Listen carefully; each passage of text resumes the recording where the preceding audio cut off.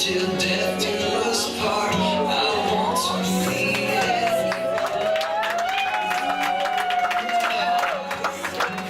Help me to love you more than I love her. No,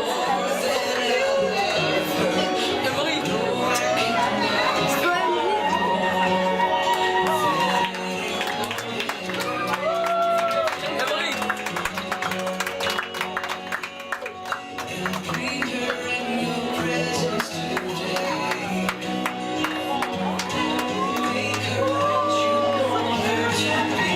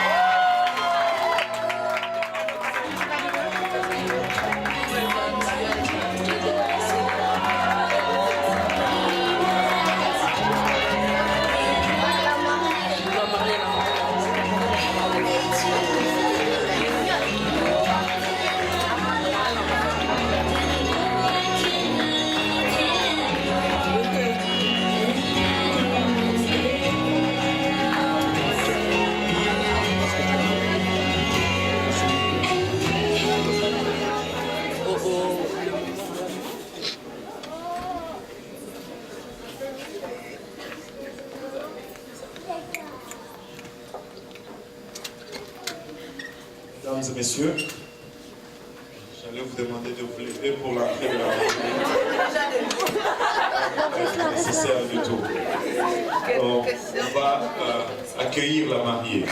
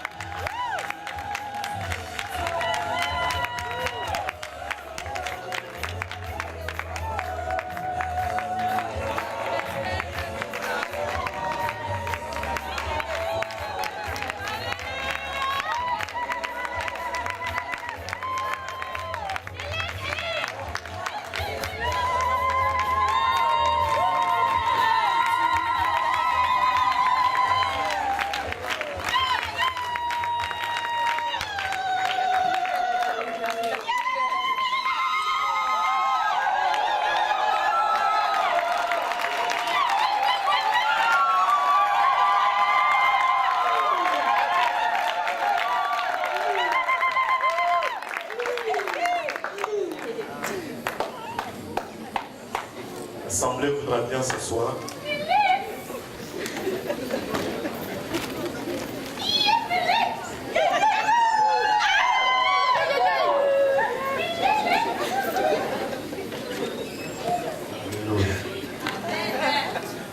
Cher Palinda et cher Pierre, c'est à votre invitation que nous sommes réunis ici devant ces témoins et sous le regard de Dieu pour entendre vos vœux et célébrer votre union dans le lien sacré du mariage. Et nous allons procéder selon l'ordonnance de Dieu et les lois de cette province. Et nous allons également implorer en votre faveur la bénédiction de Dieu. Et dans la parole de Dieu déclare que le mariage est un état saint qui doit être honoré de tous. C'est la plus ancienne des institutions divines, établie au temps de l'innocence humaine. En fait, le premier mariage a été établi dans le jardin d'Éden. Le mariage a été sanctionné et rehaussé par la présence du Christ au mariage à Cana en Galilée. Et l'apôtre Paul le compare à l'union mystique de Christ avec son Église. Le mariage est une institution sacrée, que tous le respectent et l'honorent comme tel, et que les époux restent fidèles l'un à l'autre, car le jugement de Dieu frappera les débauchés et les adultères, selon Hébreux 13 et 4. Et c'est dans cet état honorable que ces deux personnes veulent maintenant entrer. Si donc quelqu'un connaît une raison valable qui puisse les empêcher d'être légitimement unis, qu'il la déclare maintenant ou qu'il se taise pour toujours.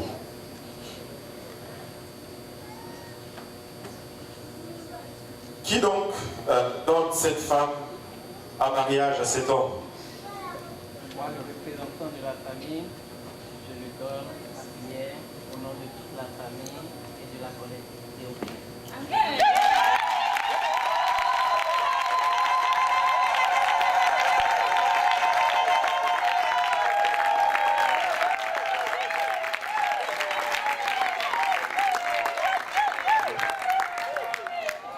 Si l'Assemblée est bien s'élever, nous allons aller vers le Seigneur en prière.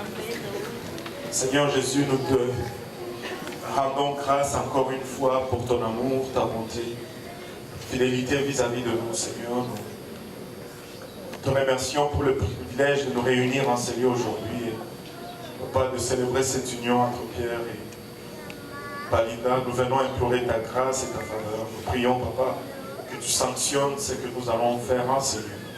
Papa, que tu nous bénisses tous ensemble pour le restant de la cérémonie et le restant du service et le restant de la soirée. Au nom de Jésus, nous te prions avec action de grâce dans les cœurs. Nous disons tous au nom de Jésus. Au nom de Jésus.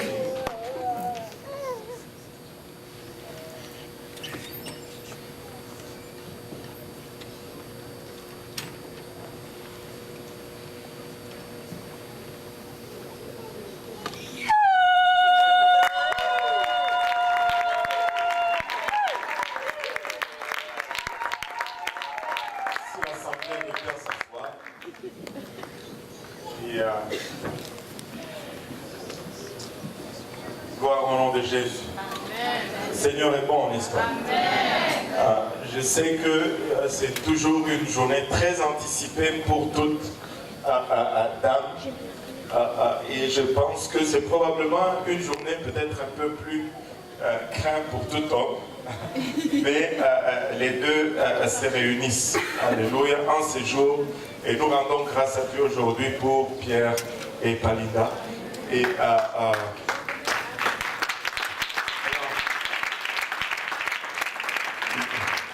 il est de coutume que nous partageons toujours la parole de Dieu dans toute célébration de mariage dans cette assemblée. Et il est de coutume aussi de demander toujours la permission des concernés. C'est leur jour. S'ils avaient dit non, je n'allais pas avoir l'opportunité l'opportunité de partager la parole de Dieu, mais ils ont dit oui. Donc, je rends grâce à Dieu qu'ils m'ont donné cette opportunité. Donc, ce que vous allez subir pour les prochaines 15-20 minutes, c'est de leur faute. Ce n'est pas de ma faute. Amen. Alléluia. Mais je pense que vous allez leur faire grâce. Amen. Et derrière tout mariage, il y a toujours une histoire. Amen. Et je pense que si... Alléluia. On va aller dans la parole du Seigneur. On va aller dans la parole du Seigneur et comme le Seigneur nous dirige, on va partager ce qu'il nous met à cœur. Amen. On va lire dans le livre de Romains, chapitre 1, verset 18 à 20. Et il y a un passage un peu étrange pour un jour de mariage. On ne veut pas de colère aujourd'hui. Mais c'est justement pour qu'il n'y ait pas de colère qu'on va regarder cela. La Bible nous dit la colère de Dieu se révèle du ciel contre toute impiété et toute injustice des hommes qui retiennent injustement la vérité captive. Versets 19 et 20, car c'est qu'on peut connaître de Dieu. Que tout le monde dise, car c'est qu'on peut connaître de Dieu. Il y a des choses qu'on peut connaître de Dieu. Amen. Et manifeste pour eux, Dieu le leur ayant fait connaître. Ce que nous pouvons connaître de Dieu est clair et manifeste, Dieu nous le fait connaître. Et il dit, en effet, là il va nous lister ce qu'on peut connaître de Dieu, de perfection invisible de Dieu, c'est-à-dire de perfection qu'on ne peut pas voir de Dieu, nous pouvons les connaître. Et sa puissance éternelle, nous pouvons connaître la puissance éternelle de Dieu et sa divinité. En d'autres termes, la nature de Dieu. Nous pouvons connaître Dieu. Ces voies comme à l'œil depuis la création du monde. Quand on les considère dans ces ouvrages, ils sont donc inexcusables. Vous savez, nous n'avons pas d'excuse à ne pas connaître Dieu. Regarde ton voisin, dis-lui, tu peux connaître Dieu. Dieu veut que tu le connaisses. Alléluia. On va prier, on va demander maintenant l'aide de Dieu pour moi. Si vous pouvez juste baisser à vos têtes, prions. Seigneur, nous te rendons grâce encore une fois pour cette opportunité que nous avons d'apporter, Papa, ta parole à cette belle congrégation. Papa, nous venons en réalisant que nous sommes des hommes naturels, des hommes charnels pour qui les choses spirituelles sont folie et de nous-mêmes, nous ne pouvons les comprendre. Venons solliciter ton aide maintenant. Aide-moi, Papa, à partager cette parole sans crainte, ni faveur, ni hésitation. Aide-nous tous ensemble, Seigneur, à la recevoir, qu'elle puisse, Papa, trouver une place dans nos cœurs où elle va germer, et produire de fruits, et, Papa, et que ce fruit nous conduise dans la vie éternelle. Donc, action de grâce dans le cœur, nous te prions dans le nom de Jésus. Nous disons tous au nom de Jésus. Au nom de Jésus. Nous l'avons déjà mentionné dans l'ouverture du service, dans le monologue que nous avons lu, que le mariage était la première institution de Dieu.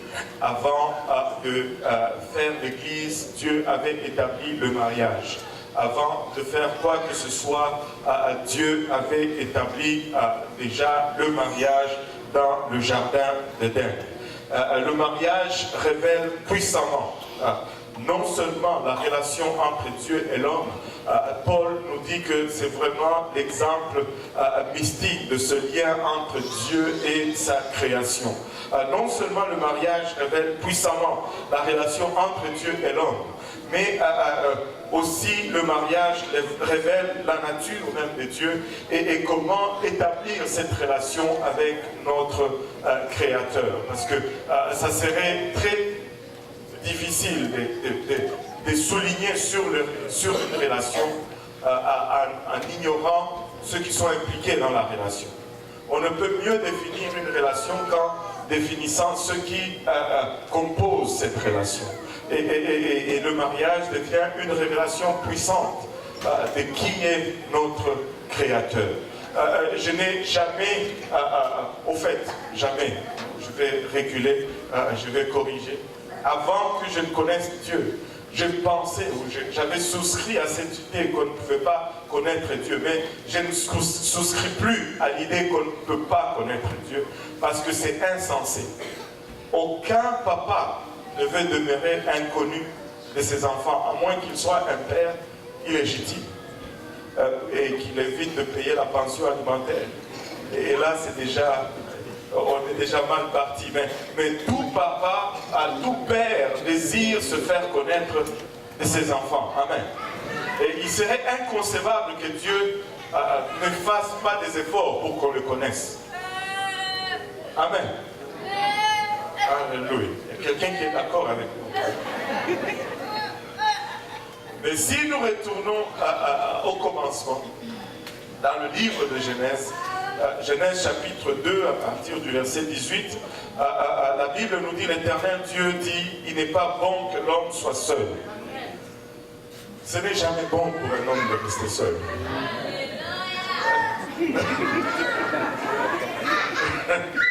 Alléluia. Je ne sais pas pour une femme, mais au moins c'est clair que la Bible nous dit que ce n'est pas bon pour un homme de rester seul. Amen. Est-ce que les hommes sont en train de m'entendre? Amen. Ce n'est pas bon pour un homme de rester seul. Amen. C'est la parole de Dieu. Alléluia. Il n'est pas bon pour que l'homme soit seul. Je lui ferai une aide semblable à lui. Et l'Éternel Dieu forma de la terre tous les animaux des champs et tous les oiseaux du ciel, et il les fit venir vers l'homme pour voir comment il les appellerait. Et enfin, que tout être vivant porta le nom que lui donnerait l'homme. Et l'homme donna des noms à tous les bétails, aux oiseaux du ciel et à tous les animaux des champs, mais pour l'homme, il ne trouva point d'aide semblable à lui. Je vais partager une autre idée à laquelle je ne souscris pas. C'est l'idée selon laquelle le chien c'est le meilleur ami de l'homme. C'est faux. On lui avait présenté les animaux en premier, il a dit ça n'était pas assez.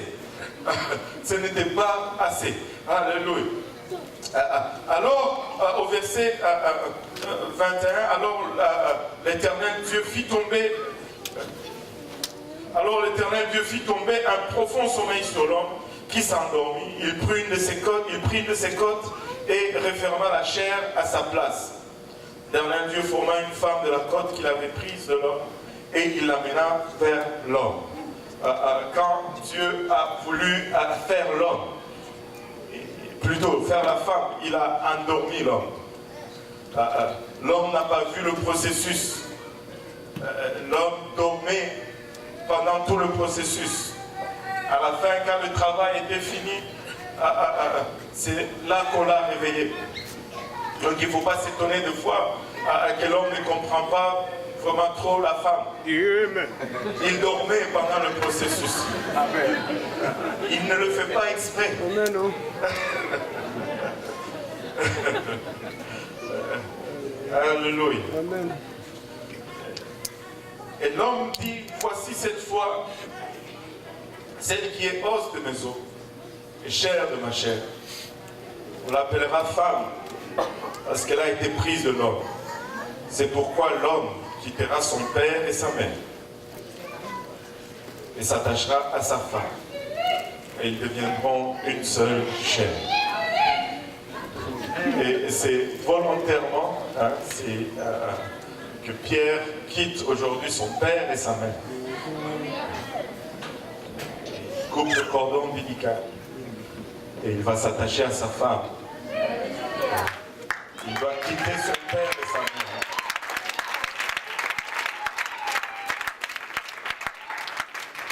Et il s'attachait à sa femme. Vous savez, c'est pénible pour les mamans des fois de perdre. Mais c'est le processus qui continue. À chacun son tour. Et maman Justine perd son garçon aujourd'hui. Et Palinda gagne un mari.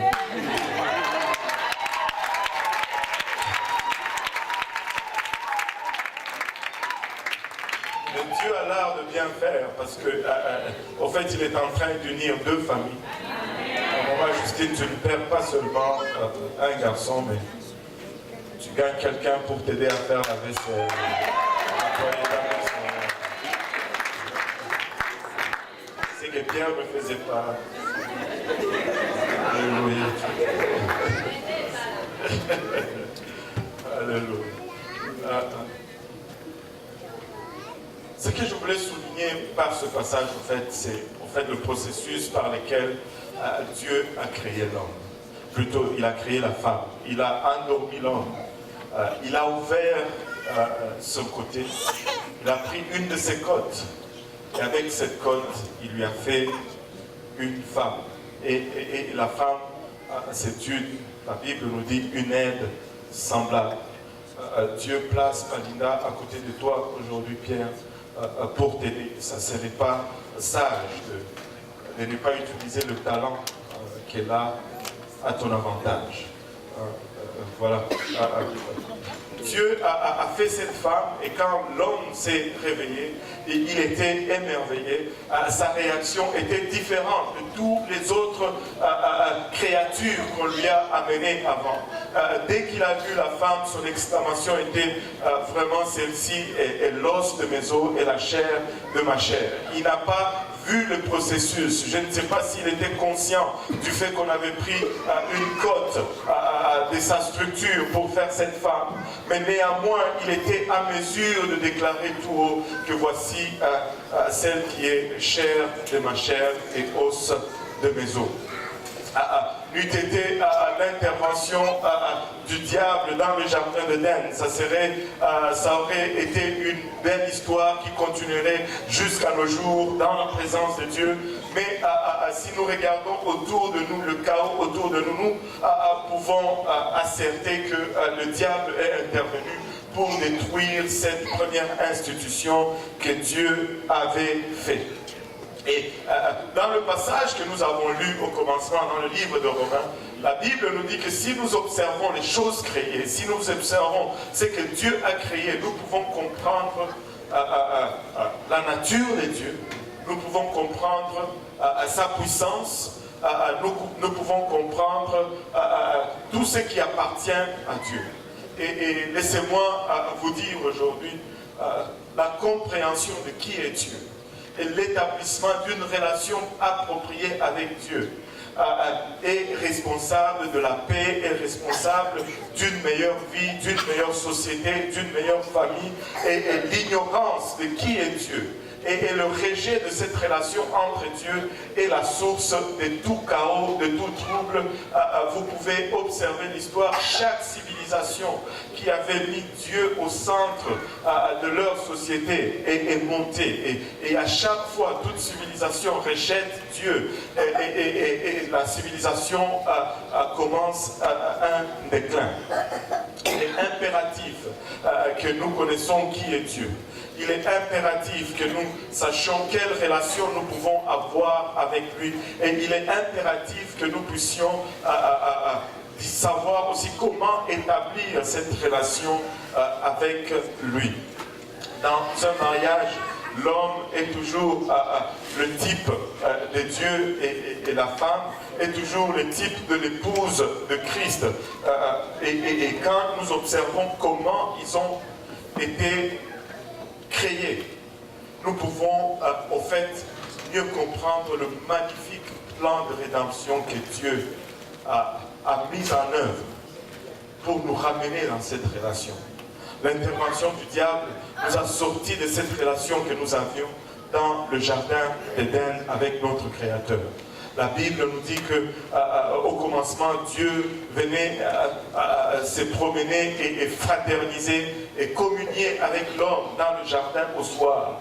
Mais tout cela a été rompu suite à la désobéissance de l'homme. Regardons un passage dans le livre de Jean. On avance quelques 4000 ans plus tard. On se retrouve à l'époque du Seigneur Jésus-Christ. Je ne veux pas beaucoup élaborer sur comment il est venu, mais voyons un peu comment se conclut la fin de sa vie. Et il y a une signification qui nous ramène directement dans le jardin d'Éden et qui nous, qui nous parle de la relation et de la place que nous avons auprès du Seigneur. Jean chapitre 19, verset 32 à 35 nous dit ceci: alors que le Seigneur était déjà à la croix, il a déjà été flagellé, il a déjà été humilié, il a porté sa croix jusqu'à Golgotha, et là il a été attaché à cette croix, et cette croix a été soulevée. Là il est exposé devant tous pour mourir dans l'humiliation. Le verset 32 du 19e chapitre nous dit: les soldats vinrent donc et ils rompirent les jambes au premier puis à l'autre qui avait été crucifié avec lui. C'était un projet de Jésus, et les voyant déjà morts, ils ne lui rompirent pas les jambes, mais un des soldats lui perça le côté avec une lance, et aussitôt il sortit du sang et de l'eau. Celui qui l'a vu en a rendu témoignage, et son témoignage est vrai, et il sait qu'il dit vrai, afin que vous croyiez aussi. Il nous donne ce témoignage afin que nous puissions croire. Et je veux vous partager ce témoignage aujourd'hui afin que vous puissiez aussi croire. Quand nous observons ce qui a été créé, nous pouvons comprendre la nature même de Dieu. Jésus-Christ n'était pas seulement un bon enseignant, il était plus qu'un bon enseignant. Jésus-Christ n'était pas seulement un prophète, il était plus qu'un prophète. Jésus-Christ n'était pas seulement un envoyé de Dieu, il était Dieu venu dans la chair pour rétablir cette relation qui était brisée avec nous dans le jardin d'Éden. Il n'a rien épargné pour restaurer ce que le diable avait détruit. Vous savez, quand vous étudiez la parole de Dieu, c'est ce qui fait vraiment la force de ce livre. Il y a toujours un schéma qui est respecté. Dieu ne fait jamais les choses au hasard. Il va toujours établir, avec la première action, il va toujours établir un schéma qui va toujours être respecté par la suite. Dieu avait créé l'homme pour une et une seule raison, pour avoir une relation avec lui. Dieu ne nous a pas créés pour tirer profit de nous, mais Dieu nous a créés pour une et une seule raison, c'est pour avoir une relation avec nous. Mais une relation va toujours demander un choix. S'il n'y a pas de choix, il n'y a pas de relation. Je suis sûr que Pierre n'est pas allé chez Palinda avec une arme et pointant cela à la tête, disant: Palinda, Vénino, tu m'épouses ou je te fais sauter la cervelle. Si tel était le cas, probablement on n'allait pas être ici aujourd'hui. Je ne sais pas vraiment comment il l'a fait. Je ne suis pas dans leur secret, mais je crois qu'il y a eu plusieurs fleuristes ont fait de l'argent avec lui. Je pense que les chocolatiers ont fait de l'argent avec lui. Je pense qu'il s'est pris autrement. Il a fait des acrobaties, il a fait plein de choses. Et Palinda, voyant cela, elle dit: moi c'est Pierre ou je me suicide.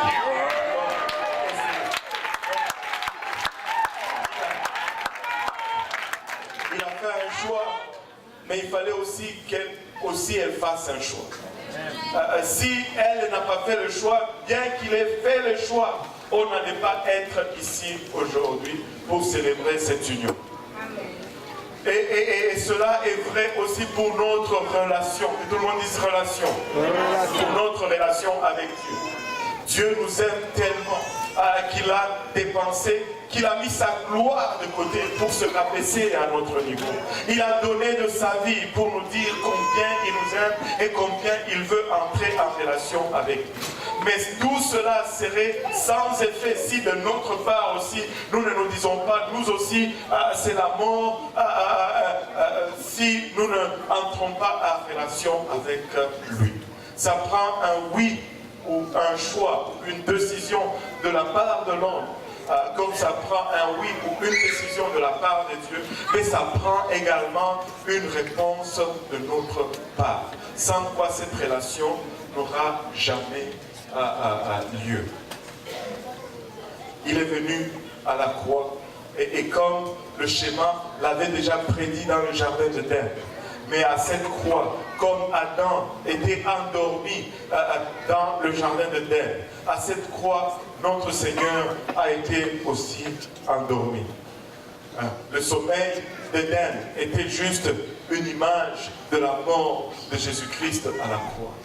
Mais comme en Éden, on a ouvert le code d'Adam pour lui tirer une épouse, et comme à la croix, on a ouvert aussi le code de notre Seigneur Jésus-Christ pour lui tirer une épouse. En Éden, on a pris la chair, on a pris l'os, parce qu'en Éden, l'épouse était de sang et de chair. Alléluia. Mais la Bible nous dit que nous ne serons plus de sang et de chair, mais nous serons seulement de chair et d'esprit. Et à la croix, il y a eu l'eau qui représente le naturel et le sang qui est sorti, qui sont l'emblème de l'épouse de Christ. Vous savez, dans le livre de Jean, je pense 1 Jean, il dit Jésus-Christ n'est pas venu seulement avec l'eau, mais il est venu avec l'eau et le sang, parce que ça prend et l'eau et le sang pour avoir l'épouse de Christ. Ce qui est sorti du code d'Adam a produit l'épouse d'Adam. Ce qui est sorti du code de Christ va produire l'épouse de Christ. C'est pourquoi le jour de la Pentecôte, Pierre pouvait se lever à la question qui lui a été posée. « Hommes, frères, que ferons-nous » En d'autres termes, que pouvons-nous faire pour restaurer cette relation qui a été brisée dans le jardin d'Éden? Pierre leur a répondu « Répentez-vous et que chacun de vous soit baptisé au nom de Jésus-Christ pour le pardon de vos péchés et vous recevrez le don du Saint-Esprit. » Il a continué en disant, car la promesse est pour vous, pour vos enfants et pour tous ceux qui sont au loin, en aussi grand nombre que le Seigneur, notre Dieu, les appellera. Vous savez, pour être l'épouse du Christ, pour faire partir de l'épouse du Christ, ça prend l'eau et ça prend le sang. Tu peux me dire aujourd'hui, pasteur, mais d'où vient le sang? On a peut-être l'eau, c'est facile de retracer l'eau. Pierre a dit, repentez-vous et que tous, chacun de vous soit baptisé au nom de Jésus-Christ pour le pardon de vos péchés. L'eau, nous en avons. Il y a une piscine ici. Si vous regardez par là, il y a une piscine. Où nous trempons les gens, nous les plongeons. Quand Pierre dit que chacun de vous soit baptisé, cela veut dire chacun de vous soit immergé ou trempé dans l'eau au nom de Jésus-Christ. Pardon, pour le pardon de vos péchés. Maintenant, le sang, on peut dire, il manque encore le sang. Oui, tu vas aller à des places où il manque encore le sang. Mais nous nous assurons toujours d'avoir le sang de Jésus-Christ quand nous amenons quelqu'un dans cette union de mariage avec le Seigneur. C'est pourquoi il est impératif, que tout le monde dise impératif. Il est impératif que le nom, que tout le monde dise le nom de Jésus soit invoqué dans les eaux du baptême. Parce que c'est le nom qui appelle le sang. Sans le nom, il n'y a pas de sang. Rappelez-vous, Actes chapitre 5, les apôtres prêchaient partout à Jérusalem au nom de Jésus-Christ. Et les pharisiens, les sadducéens n'étaient pas contents de ce qu'ils faisaient. Et ils leur ont interdit de prêcher. Je ne sais pas si vous vous rappelez qu'est-ce qu'ils leur ont dit. Ils disent, vous pouvez enseigner si vous voulez, mais nous vous interdisons de prêcher dans le nom de cet homme. Parce qu'à chaque fois que vous prêchez dans le nom de cet homme, vous faites venir son sang sur nous. Écoutez, quand tu invoques le nom de Jésus-Christ, le sang de Jésus-Christ vient. Et dans les eaux du baptême, tu as l'eau et le sang, et c'est ce qui fait de toi l'épouse de Christ. Si tu veux rentrer dans cette union, tu dois passer par les eaux du baptême. Et le nom de Jésus-Christ doit être invoqué sur toi. Il y a avant-hier, j'étais dans une conférence et j'ai parlé avec le rabbin. Le rabbin, c'est un de nos confrères qui est juif. Il me partageait ceci. Il disait, dans les traditions juives orthodoxes, quand ils font un mariage, littéralement, une des cérémonies du mariage, je pense qu'il m'a parlé de 7 parties de cérémonie. Une des parties de cette cérémonie, on prend littéralement l'épouse et on la trempe, on la baptise littéralement dans l'eau et on invoque le nom de son époux sur elle et c'est par ce fait qu'elle porte le nom de son époux. Et si tu viens et qu'on te trempe dans l'eau et qu'on invoque le nom de Jésus-Christ, tu portes le nom de ton époux céleste qui est Jésus-Christ. La Bible nous dit que nous avons reçu un esprit d'adoption par lequel nous crions Abba Père. Alléluia. Quand tu es adopté, ton nom de famille change.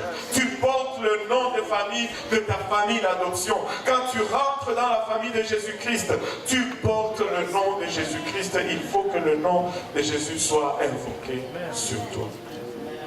Alléluia. Et cela, nous pouvons le faire même aujourd'hui. Si tu es là et que tu n'es pas baptisé au nom de Jésus-Christ, nous avons l'eau, nous avons des vêtements de rechange, nous avons des essuie-mains, des séchoirs. Ça ne prend que ton obéissance. Alléluia. Et je suis prêt à parier $1000 que ça ne va pas déranger les mariés.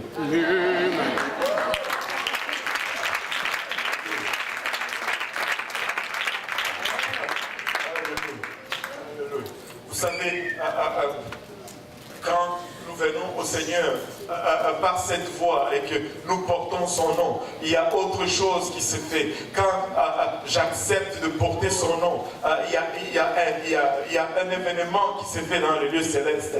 Il y a un ange qui ouvre un grand livre. Ça, permettez-moi, c'est la version de la Bible selon Dieudonné, Apocalypse, dans la Bible, dans la version selon Dieudonné. Il y a un ange qui ouvre un grand livre et qui va à la page 2018, si ça se fait aujourd'hui.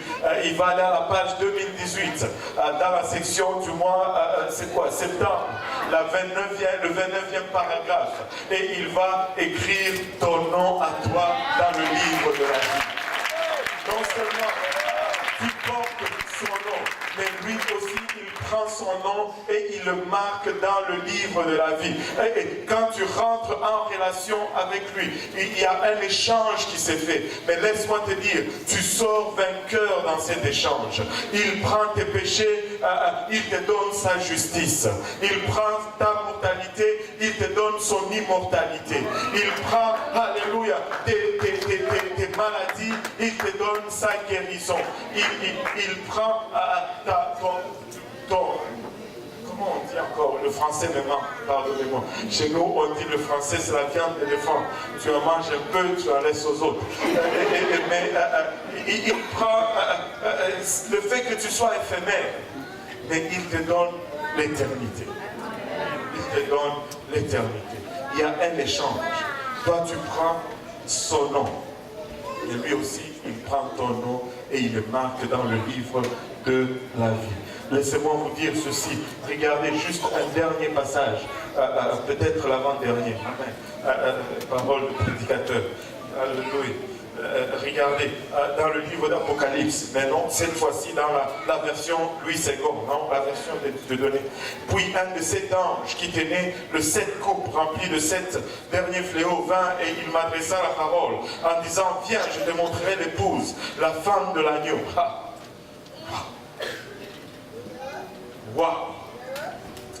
Vous savez, tout le monde, enfin, je devais dire, pour des raisons différentes, mais tout le monde rêve des noces. Mais je pense que je ne suis pas à côté. Si je dis, les femmes rêvent plus des noces que les hommes. Amen. C'est vrai. Merci, Sœur Solange.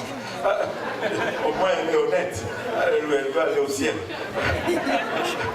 Les femmes rêvent plus de noces. Je suis sûr que toutes les femmes, toutes les jeunes demoiselles qui ne sont pas mariées ici aujourd'hui sont en train de regarder et sont en train de rêver à leur jour. D'autres vont commencer à prier, Seigneur, tarde ton retour.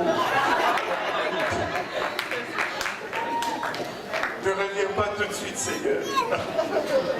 Alléluia. Et nous rêvons tous aux noces. Et c'est une chose honorable que d'aspirer à cela. C'est une chose honorable que d'aspirer à cet instant. Mais laissez-moi vous dire, il y a un autre type de noces auxquelles nous devons aspirer encore plus que celui-ci. Ce sont les noces de l'agneau. Ce sont les noces de l'agneau. Et regardez, il me montra la ville sainte, Jérusalem, qui descendait du ciel d'auprès de Dieu, ayant la gloire des dieux. Son éclat était semblable à celui d'une pierre très précieuse, d'une pierre, alléluia, d'une pierre de jaspe transparente comme du cristal. Elle avait une grande et haute muraille, elle avait 12 portes, et sur les portes 12 anges, et des noms écrits sur ceux des 12 tribus des fils d'Israël. À l'Orient, 3 portes, au nord 3 portes, au midi 3 portes, et à l'Occident 3 portes. Regardez, le verset 14 nous dit, la muraille de la ville avait 12 fondements, et sur elle les 12 noms des 12 apôtres de l'agneau. Il continue en disant au verset 27, on va sauter au verset 27, regardez ceci. Il n'entra chez elle dans cette ville extraordinaire, cette ville tout simplement majestueuse, où va se produire au fait ces noces de l'agneau. Il n'entra chez elle rien de souillé, ni personne qui se livre à l'abomination et au mensonge. Il n'entra que ceux qui sont inscrits, ceux qui sont écrits dans le livre de vie de l'agneau. Je veux mon nom dans ce livre. Tu veux ton nom dans ce livre. Tu veux ton nom dans ce livre. Alléluia. Et si tu veux que ton nom soit inscrit dans ce livre, tu dois permettre à ce que lui, il marque son nom sur toi. Et c'est cet échange de noms qui amène ton nom dans le livre de la vie. C'est la meilleure, c'est au meilleur de mes habilités que je puisse expliquer le symbolisme du mariage. Ce n'est pas juste une cérémonie que nous sommes en train de faire, nous sommes en train de nous commémorer la relation entre nous et notre Dieu. Et nous voulons, par-dessus tout, que cette relation soit comme lui, il a conçu.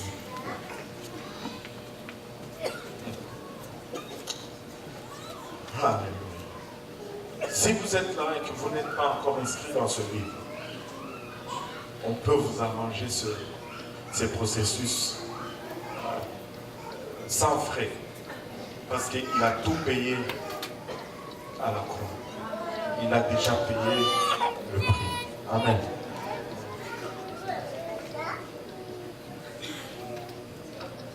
C'est ce que Dieu a mis à cœur à partager avec vous aujourd'hui. Et maintenant, avant de passer à la cérémonie, à la partie cérémoniale de ce service, on va juste prodiguer quelques conseils aux mariés. Et puis après, on va procéder à la partie cérémoniale et on va les unir dans le lien saint et sacré du mariage. Proverbe 18, verset 22 nous dit, celui qui trouve une femme trouve le bonheur. Et c'est une grâce qu'il obtient de l'Éternel. Et je crois qu'aujourd'hui, Pierre a obtenu une grâce de la part de l'Éternel. Et que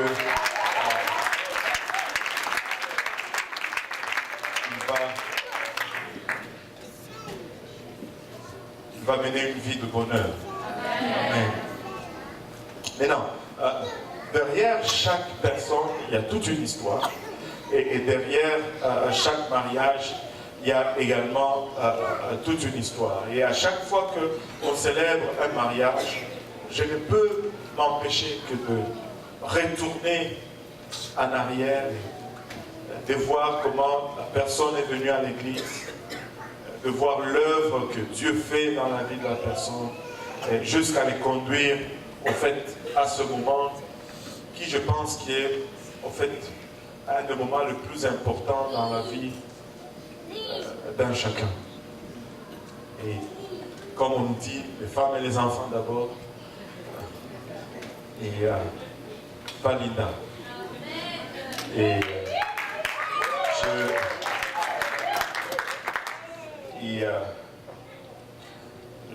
vous savez, je rends grâce à Dieu pour le privilège de son travail. Et il n'y a rien d'aussi, comment on dit, il n'y a rien de tel que de voir quelqu'un dont la vie est transformée par la puissance de Dieu. Parce que il y a une chose sur laquelle on va vraiment être d'accord, ce n'est ni par l'autorité de la personne, du pasteur, ou ni de la personne, parce qu'il y a de ces choses qui, c'est vraiment, si ce n'est pas Dieu, ça ne va pas arriver. Et des fois, on nous accorde beaucoup de crédit, mais souvent vous dire, tout crédit revient vraiment à Dieu. Je me rappelle d'une sœur qui était, je sais, elle est là parmi nous, elle était là devant la porte. Moi je sortais, elle se regardait dans la porte. Elle disait, je n'arrive pas à croire que ça, c'est pas moi ça. C'est pas moi ça. Et elle se regarde dans la porte. Comment Dieu l'a transformée. Elle-même, elle ne croit pas. Encore moins moi. et tout ça pour vous dire vraiment que c'est l'œuvre de Dieu. Et tu peux voir l'œuvre de Dieu. Je rends grâce à Dieu quand Palinda est venue avec sa sœur Vanessa. Je sais que c'est Vanessa qui était venue en premier.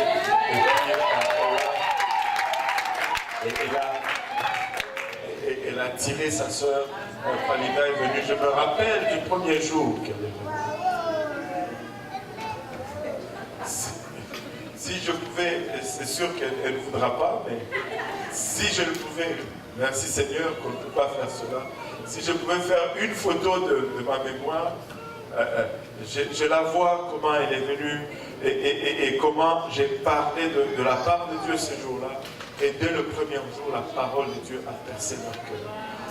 Et ces deux jeunes filles n'ont plus été les mêmes. Ça a été une bouleversement total. Et laissez-moi vous dire, personne n'aurait prédit qu'aujourd'hui, on serait en train de se réunir et de célébrer ce beau mariage. Mais laissez-moi juste faire un petit clin d'œil. Il n'y a rien que tu sacrifies pour Dieu, que Dieu ne te le retourne 7 fois plus.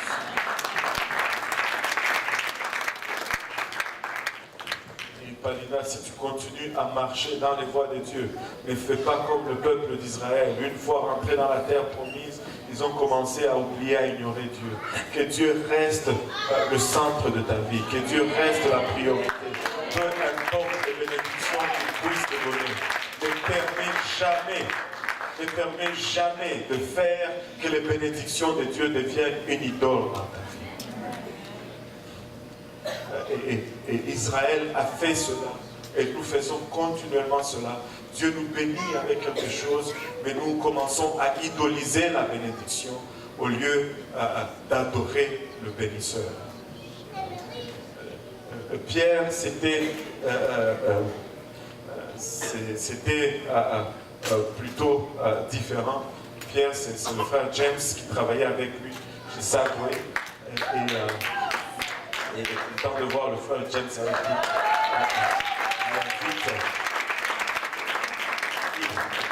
il invite à l'église.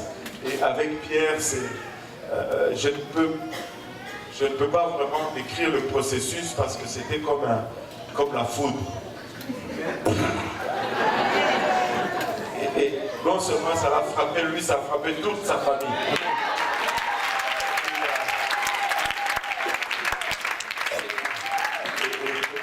De les voir tous aujourd'hui en train de servir le Seigneur parmi nous.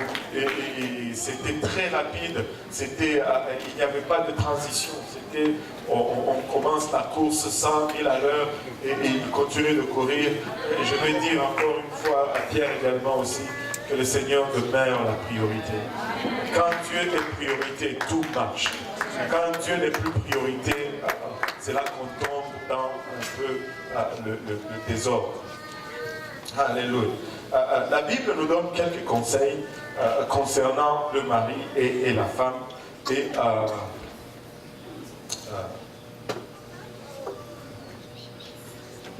on va partager ces conseils. Amen. Et, dans le livre d'Éphésiens, chapitre 5.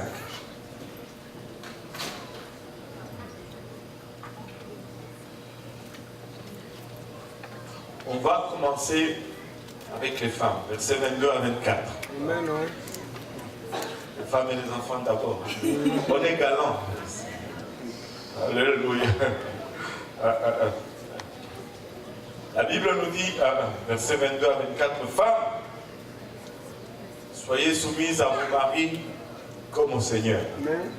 Je n'ai jamais compris pourquoi, mais c'est toujours là la partie du mariage où je perds toutes les femmes dans la congrégation.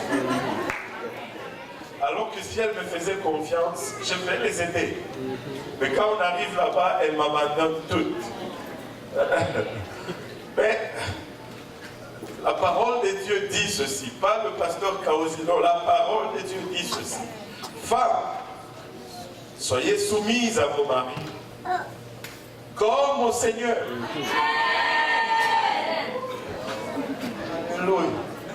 Alléluia. On a amélioré la dernière fois. Maintenant, il y a quelque chose de particulier avec la soumission. Qu'on ignore très souvent. La soumission, cela ne veut pas dire qu'on est d'accord. C'est pas, si c'était ça le cas, il allait dire, femmes, soyez en accord avec vos maris. La soumission est nécessaire quand on n'est pas d'accord. Sinon, on n'a pas besoin de la soumission. Alors, ne coupez pas mon micro là, s'il vous plaît. Sinon, on n'a pas besoin de la soumission. Les femmes, soyez soumises à vos maris, comme au Seigneur. Le verset 23, il nous dit, car le mari est le chef de la femme. Le problème est que les hommes aiment mettre un point là-bas. Amen. Car le mari est le chef de la femme. Point final. C'est pas ce que la Bible dit. Il y a une virgule, il n'y a pas un point. Car le mari est le chef de la femme. Comme, que tout le monde dise comme Christ est le chef de l'Église, qui est son corps et dont il est le sauveur. Donc, il ne demande pas d'être chef de la femme comme Trudeau est chef du Canada. Il demande d'être chef de la femme comme Christ est le chef de l'Église. Alléluia. Il ne demande pas d'être chef de la femme comme Mobutu était chef du Congo. Alléluia, amen, voilà. Parce que si je dis Trudeau, on peut dire bon, démocratie. Non, non, non. C'est aussi, ça inclut aussi ça. Amen. Et regardez la suite au verset 24. Or, de même que l'Église est soumise à Christ, les femmes aussi doivent l'être à leur mari dans certaines circonstances.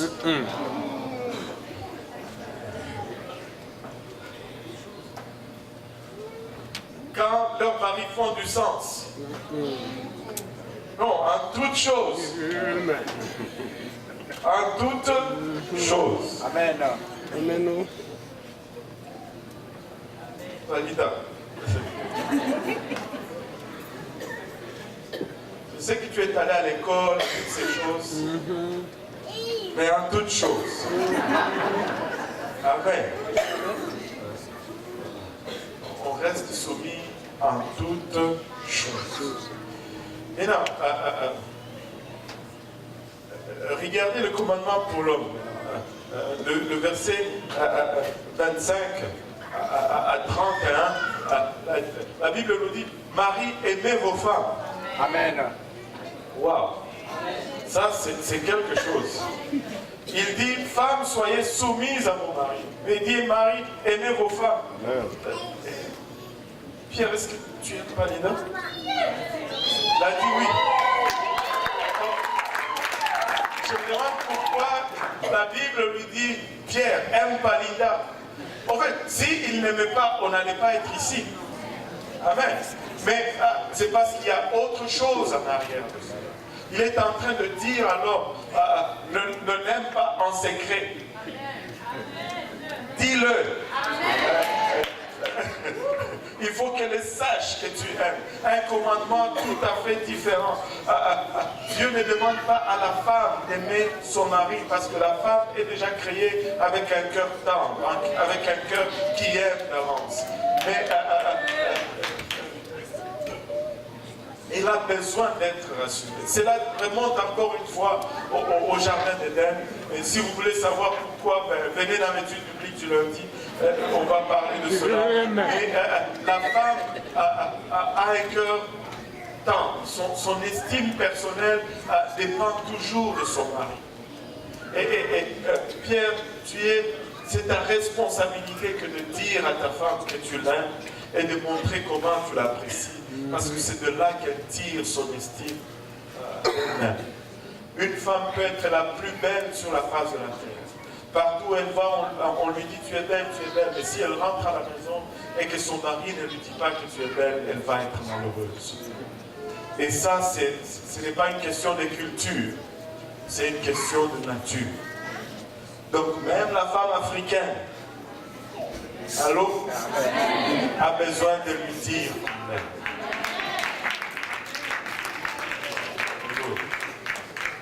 Marie, aimez vos femmes comme Christ a aimé l'Église et s'est livré lui-même pour elle. Verset 26. Afin de la sanctifier par la parole, après l'avoir purifiée par le baptême d'eau.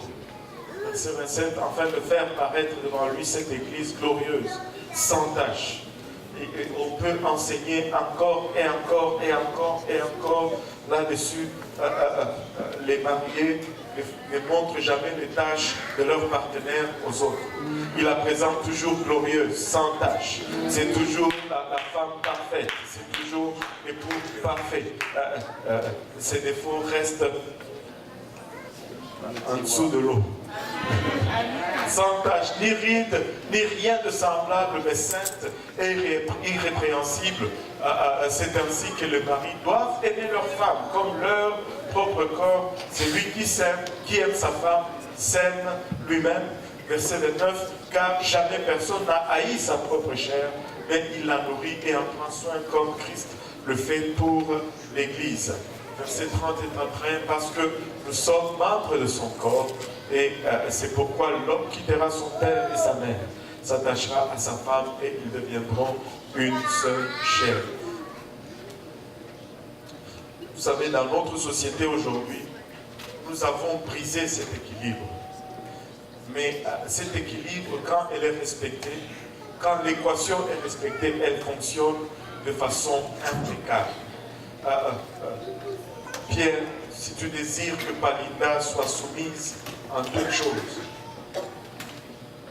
comme Christ, il faut que tu acceptes de mourir pour elle. Ce n'est pas difficile de se soumettre à un mort, juste en passant.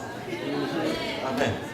Mais Palinda, si tu veux aussi que Pierre meure pour toi, il faut que tu sois soumise à lui en toutes choses.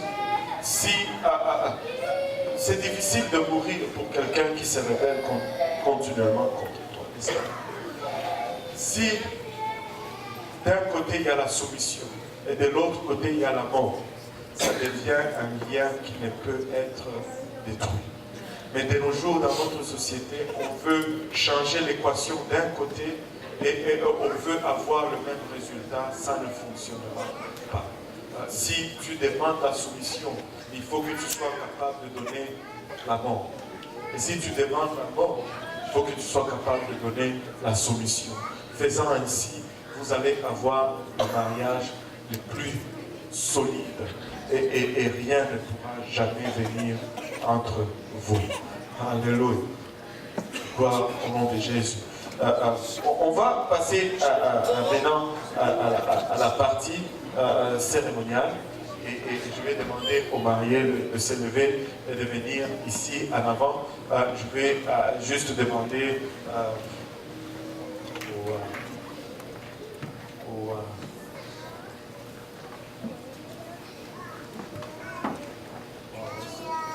les applaudir un moment.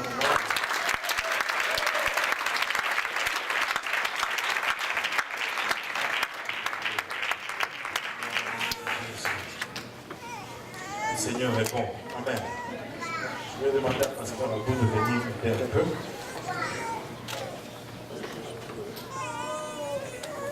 Il faut d'abord lever ça.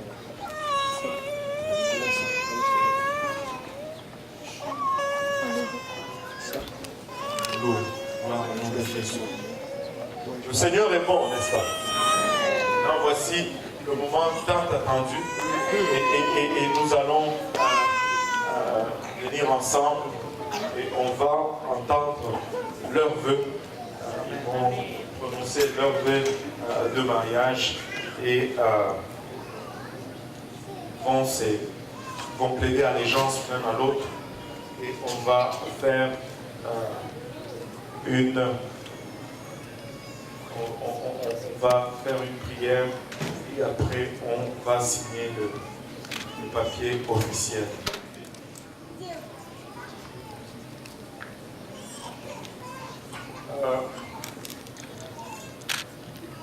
Je me ressens juste de prier pour un moment. Si on peut se lever tous ensemble.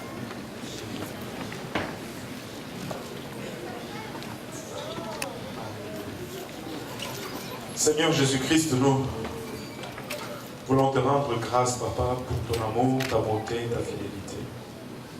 Pour le privilège que nous avons, Seigneur, de venir et d'unir, Papa, aujourd'hui, Palinda et Pierre, à le lien sacré du mariage. Nous venons, Papa, encore une fois, non seulement inviter ta présence, Seigneur, parmi nous, car nous te ressentons fortement parmi nous aujourd'hui. Nous prions, Seigneur, que tu sanctionnes ce que nous allons faire, Seigneur. Papa, il a bachata.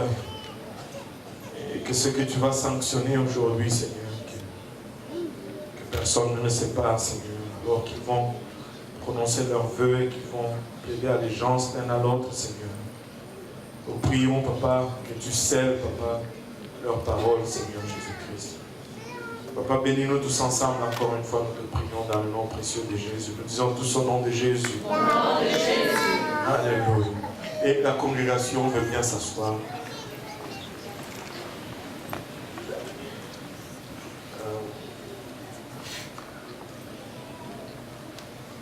Alléluia. On va commencer avec les questions.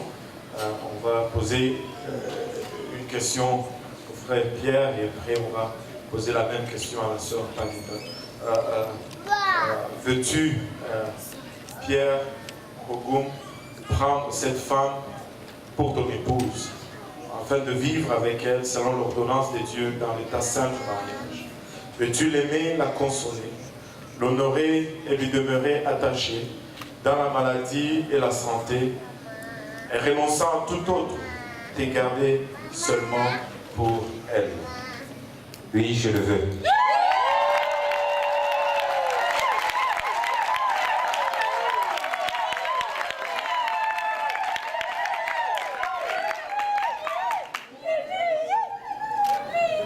Veux-tu, Palinda, bénis-nous, prendre Pierre Kogum pour ton mari, afin de vivre avec lui selon l'ordonnance de Dieu dans l'état saint du mariage?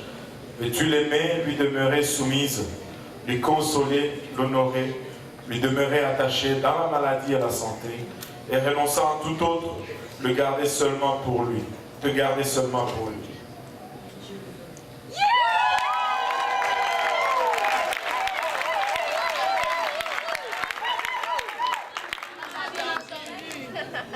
Apparemment, ils n'ont pas entendu. Oui, je le veux.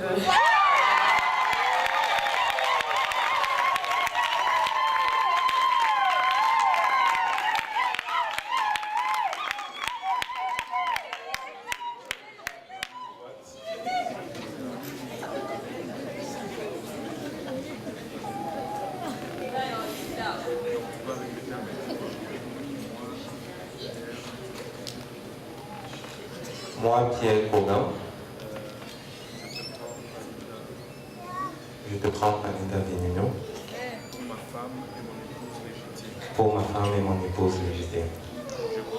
devant Dieu je promets devant Dieu que je te garderai dès aujourd'hui, que je te garderai dès aujourd'hui dans les bons et les mauvais jours, dans les bons et les mauvais jours, dans la prospérité et dans la détresse, dans la prospérité et dans la détresse, dans la santé et dans la maladie.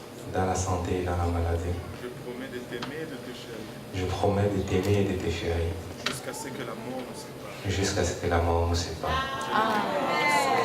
Je le déclare solennellement.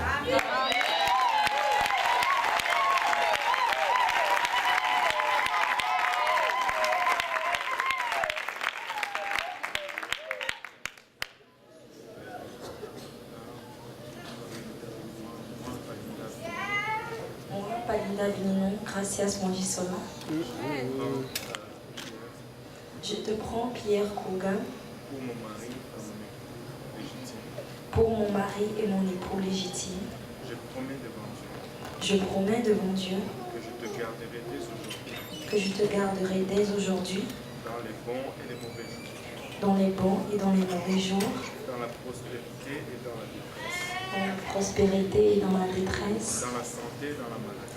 dans la santé et dans la maladie. Je promets de t'aimer et de te chérir, Je promets de t'aimer et de te chérir jusqu'à ce que la mort nous sépare. jusqu'à ce que la mort nous sépare. Je le déclare solennellement. Je le déclare solennellement.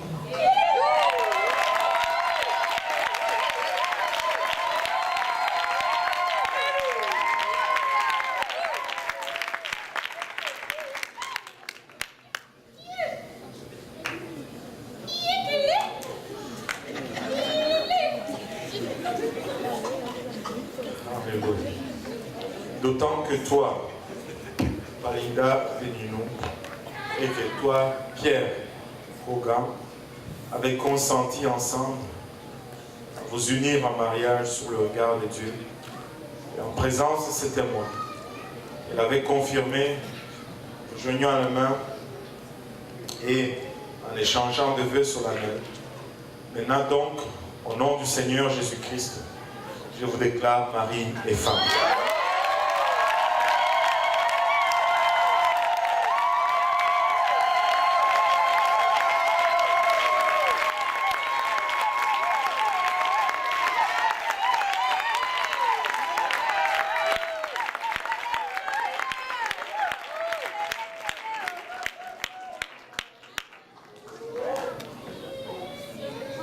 Que l'homme donc ne se parle pas ce que Dieu a eu. Ne permettez à aucune intention, aucune pensée, aucun acte humain de vous séparer. On va prier.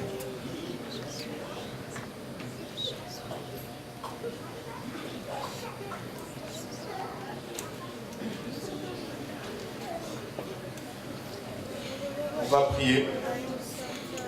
Alléluia. Père Céleste, nous te rendons grâce pour ton amour, bonté, ta fidélité. Venons te remercier, Seigneur, pour le privilège que nous avons d'amener aujourd'hui Palinda et Pierre, Papa, devant ton trône sous le bras de la foi. Nous te rendons grâce, Seigneur, de ce que, Papa, tu les as appelés, tu les as choisis, tu les as transformés. Maintenant, Papa, que tu les amènes, Papa, à un moment culminant de leur vie, à s'unir, Papa, dans le lien sacré du mariage, Papa. Notre prière, Seigneur, c'est que cette union soit le reflet, Papa, de la relation que nous devons avoir avec toi, Seigneur. Papa, que ce mariage soit un témoignage, un gage, Papa, de ta bonté, de ta grâce, Seigneur Jésus-Christ. Papa, de ta grandeur. Nous prions, Seigneur Jésus-Christ, Papa, qu'il soit un témoignage parmi nous, Seigneur, et même au-delà, Papa, alors que nous prions, Papa, que tu sanctionnes, Seigneur, ce lien. Nous prions également et les amenons, Papa, encore une fois devant ton trône par le bras de la foi. Nous prions, Seigneur Jésus-Christ, Papa, que tu les lies, Papa, avec une corde, Papa, à 3 fils qui ne se brisent point, Seigneur. Papa, il a bachata que ton mur de feu se dresse autour d'eux et que tu les protèges, Papa, de toute influence extérieure, Papa. Il a bachata que leur mariage, Papa, ait ton nom comme le fondement solide, Seigneur. Papa, il a bachata. Papa, que lorsque la tempête viendra, Papa, qu'il demeure. Papa, il avachata, que lorsque le vent soufflera, Papa, qu'il demeure, Papa. Alléluia, je prie, Papa, que tu le prospères à tous égards. Papa, spirituellement, financièrement, Seigneur. Papa, physiquement, Seigneur Jésus-Christ. Je prie que tu le rends fertile, Papa, et que tu le multiplies. Tu le bénisses avec plusieurs enfants, Papa, et qu'il ne manque jamais de rien.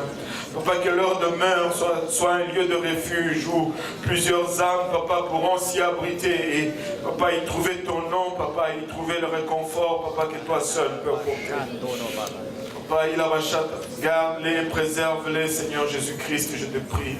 Papa, encore une fois, préserve-les à tous égards, financièrement, qu'ils ne manquent de rien, Seigneur Jésus-Christ.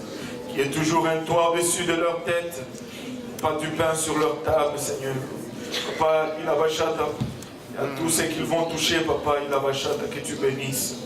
Encore une fois, Papa, nous venons le présenter devant ton trône, par le bras de la foi, et nous prions ainsi, dans le nom précieux de Jésus. Nous disons tous au nom de Jésus. Au nom de Jésus. Nous disons tous au nom de Jésus. Au nom de Jésus. Ton honneur pour le Seigneur.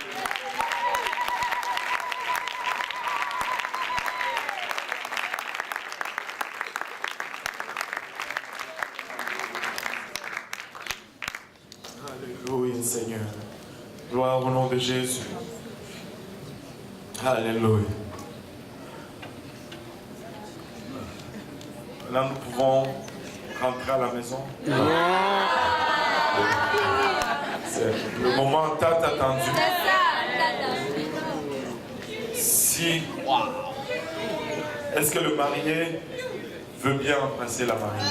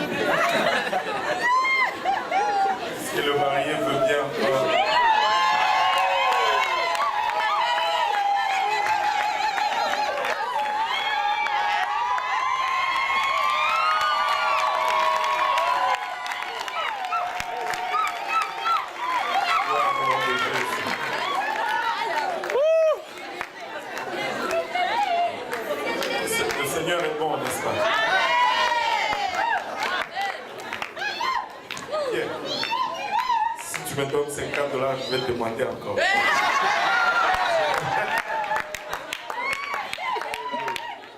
Si la congrégation veut bien s'asseoir, et on va passer à la signature officielle des documents de la province alors que les enfants vont chanter. Amen.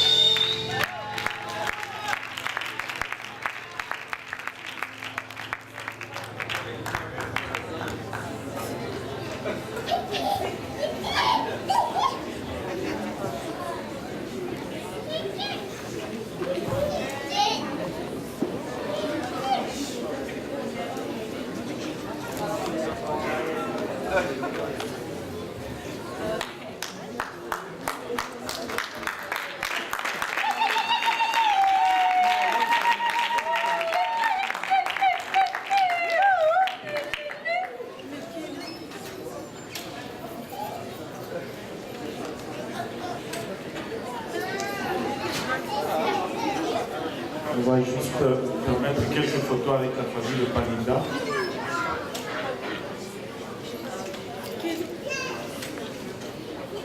Je pense qu'il y aura aussi une séance de photos tout à l'heure. Mais...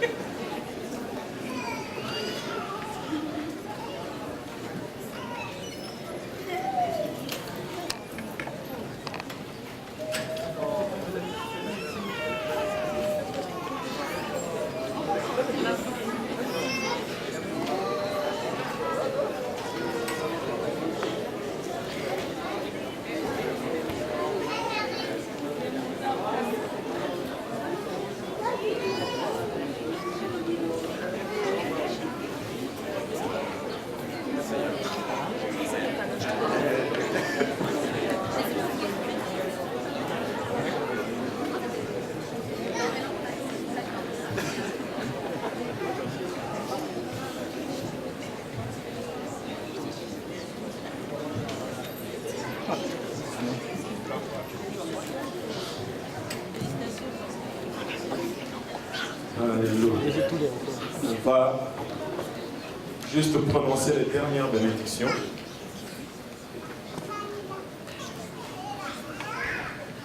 Alléluia. Que l'Éternel vous bénisse et qu'il vous garde. Que l'Éternel fasse luire sa face sur vous. Amen. Qu'il vous accorde sa grâce. Amen. Que l'Éternel tourne sa face vers vous. Amen. Et qu'il vous donne sa paix. Amen. Mesdames et messieurs, c'est un honneur et un privilège pour moi aujourd'hui que de vous introduire Madame et Messieurs Bogan.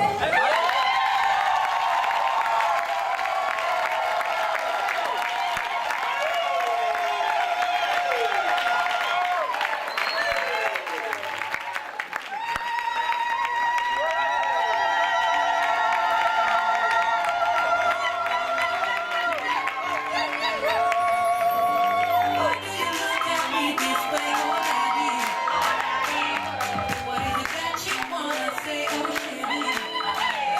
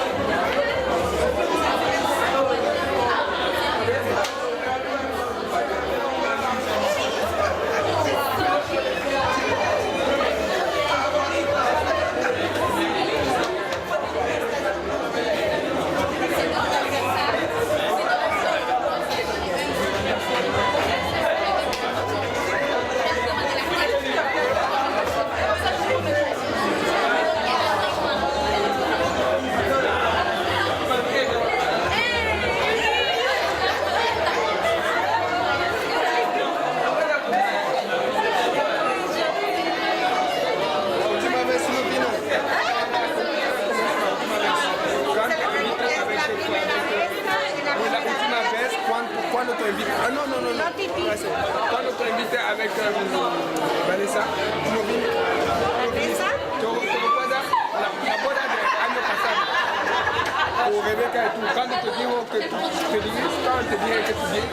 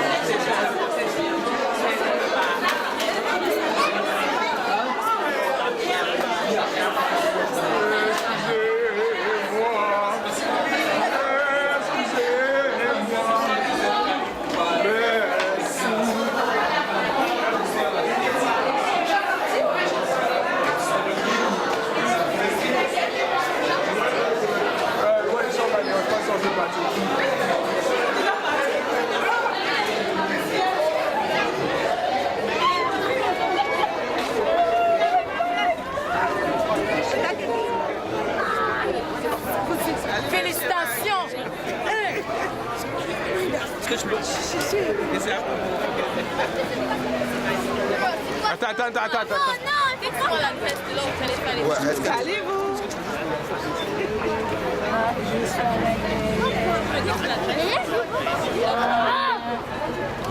C'est pas là, mais non. Excuse-moi. Sérieux, je peux mettre ça sur moi, c'est ça. C'est ça,